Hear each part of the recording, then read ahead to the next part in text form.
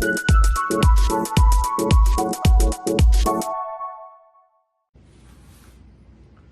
many of you guys have toolboxes at home. Maybe it's under the stairs, maybe it's in the little back storage room, garage, the shed, whatever it might be, right?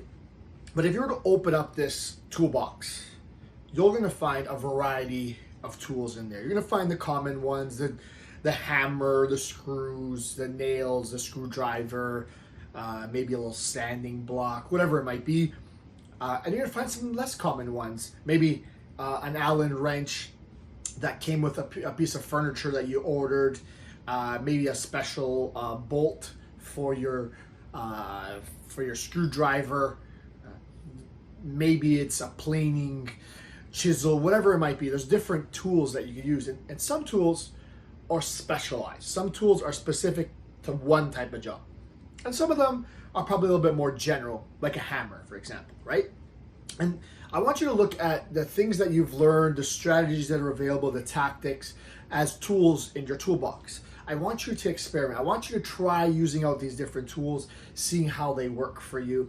But in reality, you're going to be using the same sort of tools, the most common ones, most often. The hammer, the screws, the nails, that kind of stuff. It's the big rocks, as we've called them before. Those are the ones you're going to be using more often.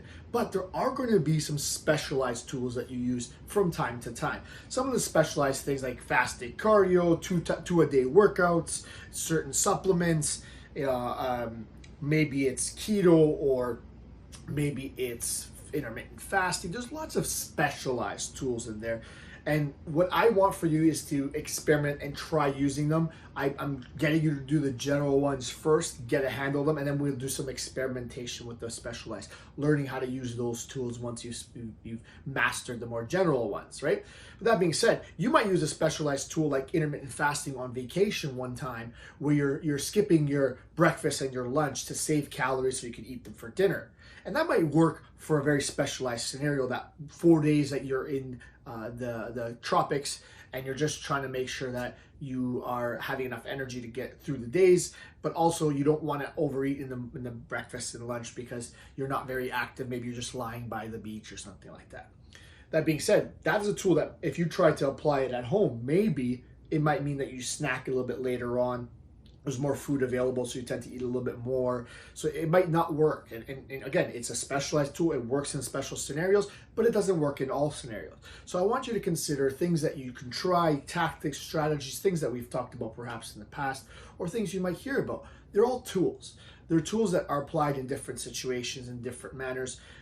There are specialized tools and there are general tools. I want you to focus on using the general tools, getting the handle of them, using as much as you can these without having to dip into the specialized tools, because those are just for special situations.